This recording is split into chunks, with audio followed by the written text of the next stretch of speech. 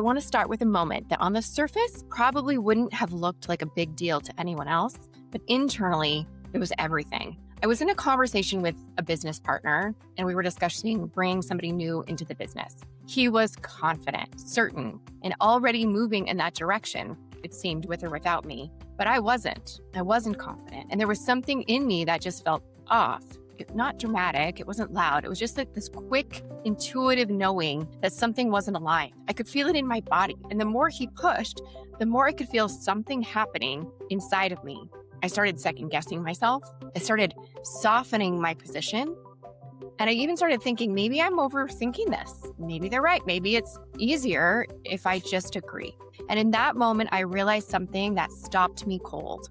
I was about to abandon myself just to keep the peace. And that moment, that decision to either shrink or stand became a turning point in how I lead, how I show up, and how I trust myself and my own intuition. If you've ever felt like you were too much or wanted too much, this episode is definitely for you. Welcome to the Inspired Podcast. I'm Andrea De La Cerda, CEO, entrepreneur, and someone who spent years learning how to be liked before I learned how to be powerful. This podcast is about breaking out of the boxes that we've been placed in by culture, by conditioning, by expectation, and building lives that actually belong to us. And today we're talking about something that sits at the center of so many women's experiences, the belief that you're too much. Maybe you're too direct, too ambitious, too opinionated, too visible. But what if that was never true? What if you weren't too much? You were just taught to be less. Most of us didn't wake up one day and just decide to play small. We were trained to. From a very young age, girls receive completely different set of messages than boys do. Research from the American Psychological Association shows that girls are praised more for being nice, helpful, well-behaved, while boys are encouraged to be assertive, take risks, and lead. So very early on in life, we learn to be agreeable. Don't make things awkward. Don't be too loud. Don't be too emotional. And don't be too confident. And over time, something subtle but really powerful happens. We start to associate likability with safety. There's also research out of Harvard Business School showing that women who assert themselves in leadership settings are significantly more likely to be perceived as unlikable, while men demonstrating the exact same behaviors are seen as strong leaders. So as women, we watch, we pay attention, we notice which women get labeled as difficult and which ones get called abrasive. And which ones also are excluded for just taking up space without even realizing it.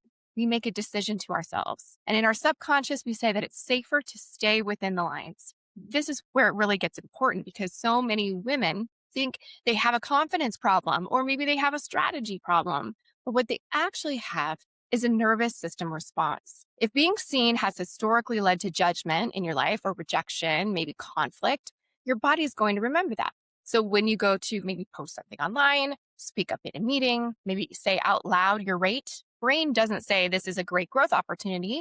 It says maybe this might not be safe. There's research in neuroscience showing that social rejection actually activates the same regions of the brain as physical pain. So when you hesitate to be visible, it's not weakness, it's wiring. You're not afraid of being seen. You're afraid of what might happen because you're seen. And that matters because it means the work isn't just external, it's internal. So let me take you back to that moment in my business when I almost gave my power away. There was a clear decision in front of me. I knew deep down it didn't feel right. It wasn't the right move. But the external pressure was strong and getting stronger. And this is how it happens for so many of us. It's not force. It's not someone overpowering you. It's sometimes subtle. It's the discomfort of disagreement.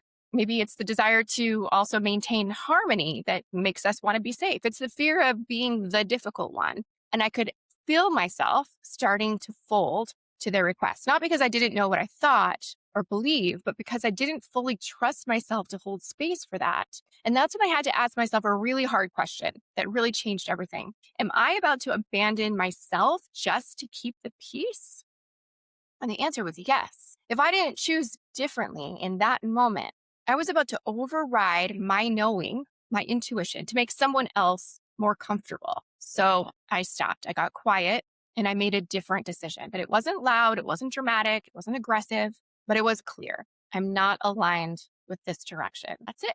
No over explaining, no justifying, no apologizing, no softening. And what I realized in that moment is that power doesn't have to be loud to be unshakable. One of the biggest ways women stay small is through over explanation. Can you relate to this? We think if we can just explain our reasoning well enough, justify it clearly enough, soften it kindly enough, then people will accept it. I'm so guilty of this, but a boundary is not something you convince someone else to agree with. It's something you decide to hold.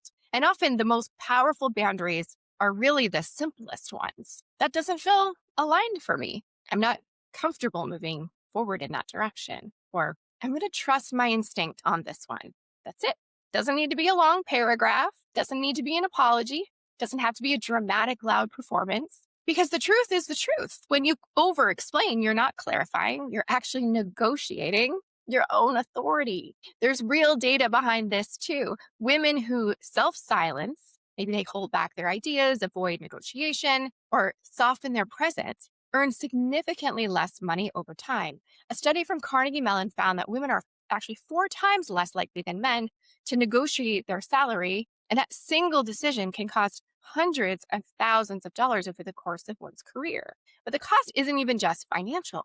It can be identity. It can be loss of leadership opportunities. It's the version of you that never fully comes online. And this is what I want you to take away. When you take up space, it's not just about you. You become evidence. Other women see what's possible.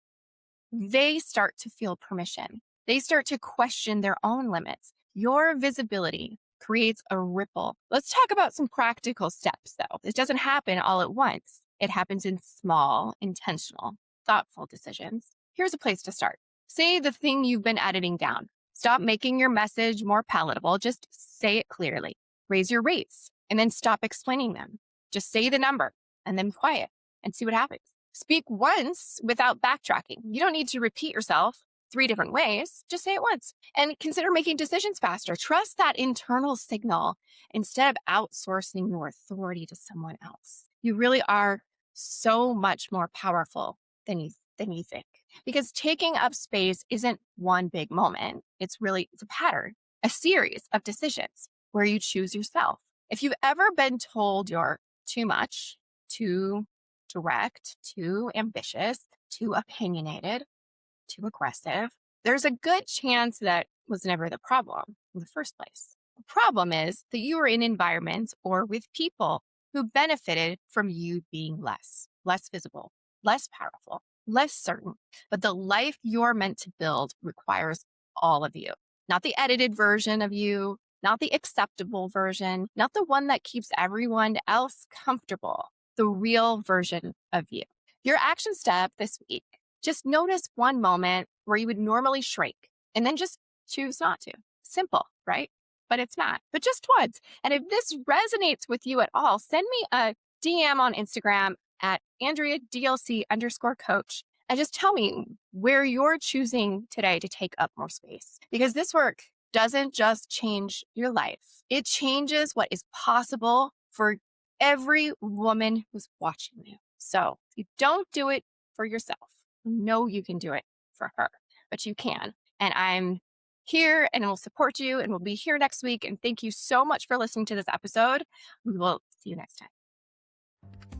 Thanks for joining me on today's episode. If you'd like to explore what your life could look like when your business and life are aligned with what you're really meant to do, get a business audit. I'll personally review your business, look at your social accounts, and give you some precise direction on what's working and how to create even more impact and income. Simply go to AndreaDelacerda.com, navigate to work with me, and select the business audit. Again, that's AndreaDelacerda.com. Work with me and then select the business audit.